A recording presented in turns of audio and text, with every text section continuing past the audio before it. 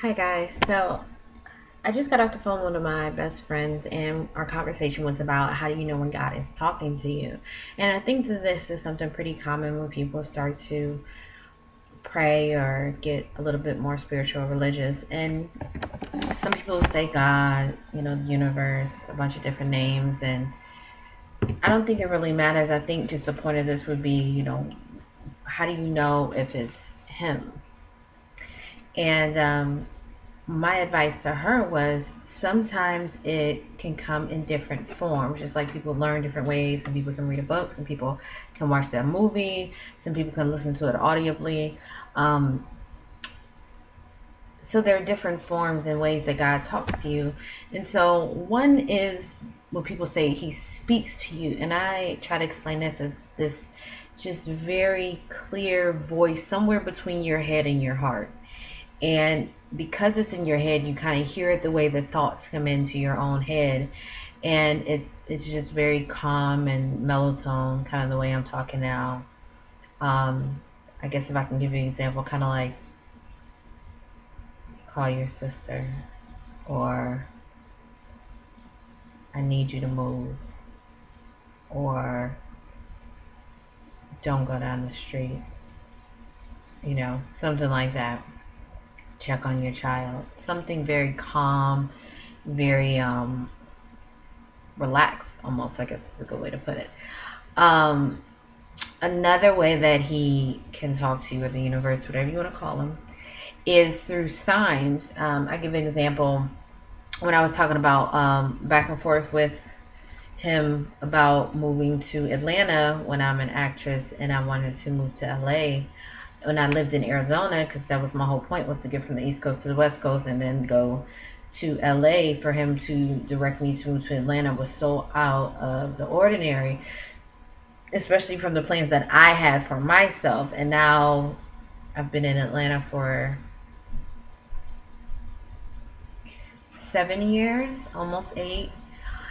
Um, this is the second largest movie filming industry, statistically still on that border. They still say New York is, but it's the second largest. And movies are filmed here all the time. So while I could have gone to LA and paid out the butt for a place to live, living here has been amazing. And within probably the first 6 months, I was on a movie set anyway. So I think that was just wonderful. But when we had this conversation after the still small voice went away, I said, Lord, give me a sign. And one thing that I told her on our phone conversation was God always confirms. So if you're trying to figure out if it's you talking to yourself or if it's God giving you advice, He always confirms. So after He stopped talking to me in that still small voice, uh, I said, Dear Lord, okay, if it's you, if this is really what you want me to do, give me a sign. And I saw a moving truck,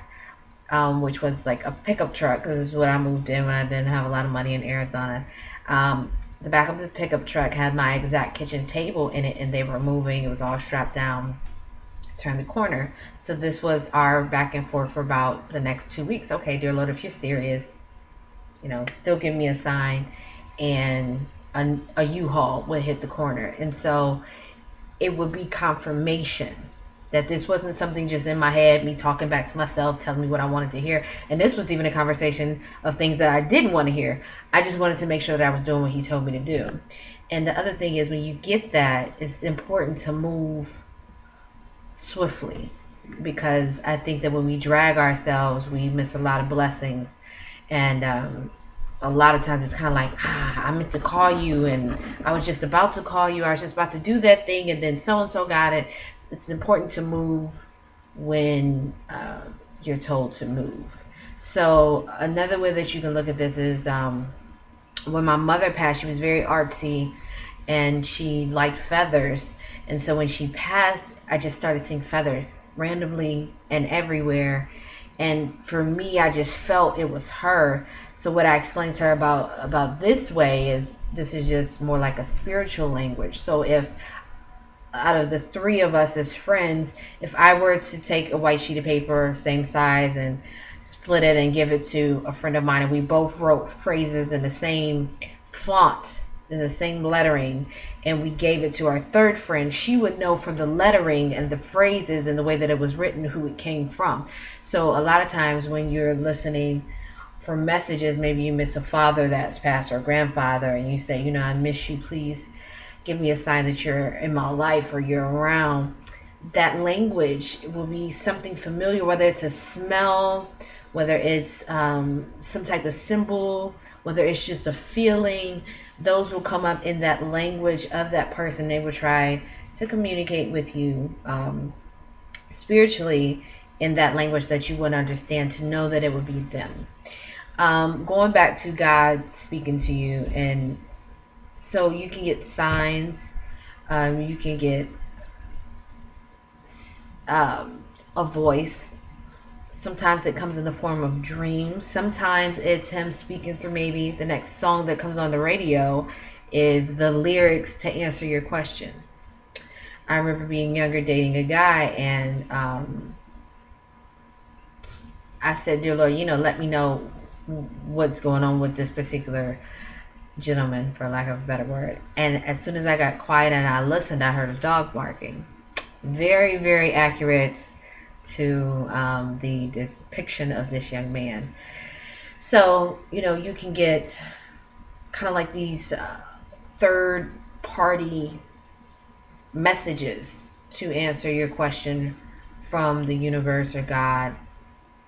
And discernment is on you. So what they mean, you have to take them in, and once you get them, what you can always do is say, okay, God, if this is you, confirm. God always confirms. If it's him, he always confirms. So a lot of people will say, oh, well, I just kept seeing this one thing, or I just kept seeing this number. And I played the lottery and I won, or I just kept seeing this, message to call, or sister or something like that. So you really just have to pay attention to those messages that are coming in. The last thing that I will give you is, if you're listening for God, if you've asked a question and you're waiting for him to respond, what I find is that he likes you to give him his full attention to answer your questions. Kind of like a conversation. If we're talking and then someone asks me something, and and I'm talking, then they start talking, I'm going to wait for them to be quiet. So a lot of times our days are filled with iPads and cell phones and conversations about nothing, and TV shows about even more nothing, or us running our mouths or whatever, music playing, just noise for no reason. And you are all of a sudden woken up at 3 o'clock in the morning. I've learned to wake up and just go, God, I'm here. What is it? Show me. Tell me. What is it? So I know that that's the hour where everything is quiet and I can hear him. And sometimes he won't say anything, and maybe I really can't sleep, and I'll get up and I'll go to my computer. Maybe I see someone with a problem on Facebook, or once I couldn't sleep, I got up and I went to Denny's at like 3 o'clock in the morning and actually met a filmmaker, which was so odd. And when you talk about him leading you and you moving when he says move, I remember this because it was just crazy. Nobody was really in the restaurant and I was about to leave, and he was sitting there with a friend of his, and when I stood up to leave, he said, "Come here." And I came, and I'm kind of looking at him crazy, like, he said, "What's wrong?" I said, either this is about to be very interesting or very, very, very weird at 3 o'clock in the morning. And he told me who he was. I told him I'm an actress, and conversation sparked from there. But God puts kind of that universal movement in motion to put you in certain places at certain times, so that he can make things happen for you. A lot of times, I'll speak for myself, with acting, I get very frustrated. Like, when is it going to happen? Am I doing the right thing? Am I on the right path? Show me, and I'll get maybe a phone call to do a project, or I'll get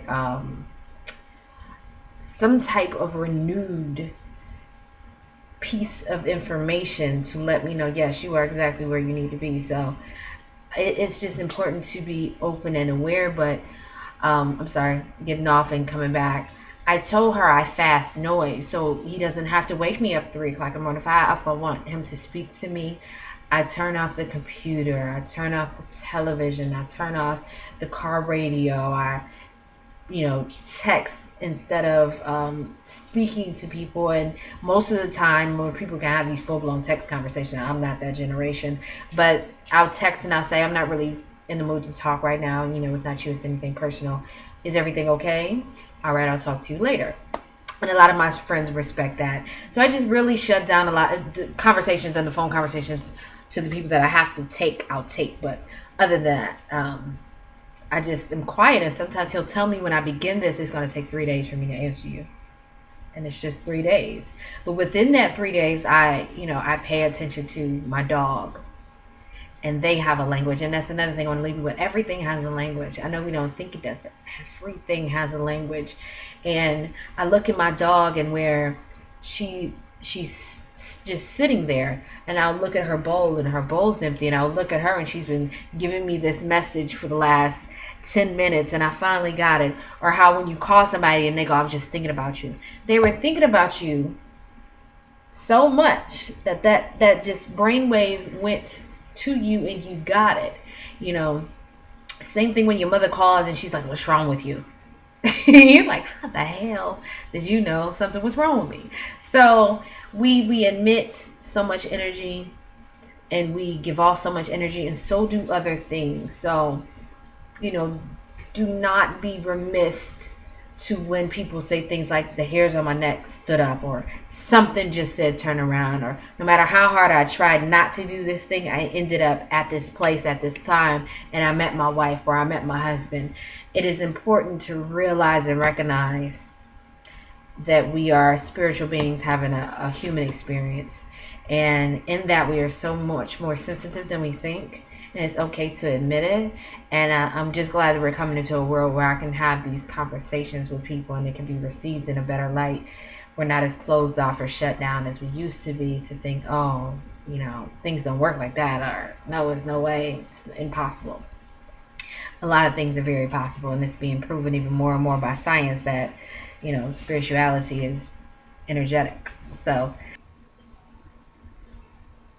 really quick, one thing that she said was she would pray, and she would, I forgot this part, I had to edit in, she would pray and then something would happen and she couldn't figure out whether that thing was saying yes or no, go or stay, happy or sad. So what I can say is, see how it makes you feel. If it makes you feel drained, then maybe it's a no. If it makes you feel happy, then maybe it's yes.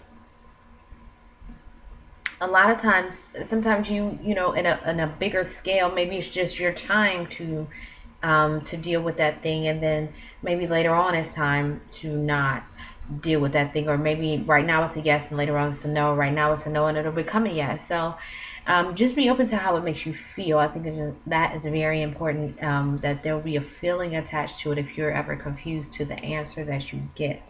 And you can also ask God to clarify. That's always a good one. Something else that I learned is that sometimes when he doesn't say anything, it's a no. And sometimes he leaves you just like a father does, to let you figure it out on your own. Sometimes it's not always meant for you to have an answer so swiftly. Sometimes it's meant for things to play out. So a lot of times we just want him to say yes, no, do it, don't do it. But sometimes it's just the fact that maybe you were meant to make that mistake in life, or maybe you were not meant to have the guidance. Maybe you were meant to make that decision on your own. So just keep that in mind as you are seeking answers and waiting on responses. That is it. I hope this helps somebody. I just wanted to leave you with that, because a lot of times, people are trying to get a lot deeper into their spirituality and their self and their minds and their souls, and they don't really know where to start. So if you're trying to figure out how God speaks, I hope that this helps you to understand. And remember, if anything, he always confirms. So you all take care.